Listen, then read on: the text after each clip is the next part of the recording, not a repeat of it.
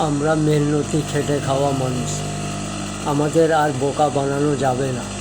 BJP Trinamool গোষ্ঠী মানে বিজেপির গোষ্ঠী।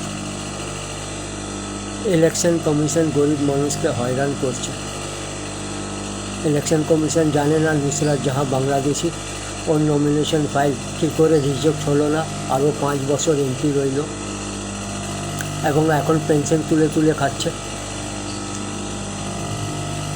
এই বাংলাদেশি বলে ইলেকশন কমিশন যে ঝড় দিচ্ছে, এ শুধু ঝড় না, এই মুসলিম সমাজে মেহনতি খেটে খাওয়া মানুষদের হয়রান করার চক্রান্ত করছে।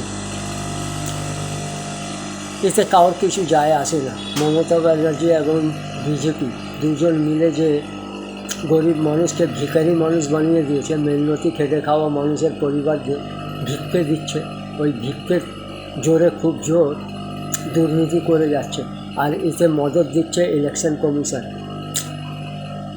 এসআইআরের নাম করে গরিব খেটে খাওয়া মানুষদের বেকার করে গরিবদের ভিক্ষে খাওয়ার অভ্যেস করে দিচ্ছে। যারা ভিক্ষে পায় বা ভিক্ষে খায় তারা কি কোনো দিন খেতে পারবে? এই জন্য নতুন একটা প্রজন্মকে পুরো ভিখারির বংশ বানাচ্ছে। যে নতুন বাচ্চা জন্ম নিচ্ছে তারা তো ভিখারির বংশধর। আমার বাচ্চা, আমি ভিক্ষে নিই না, আমার বাচ্চা ভিখারি হবে না।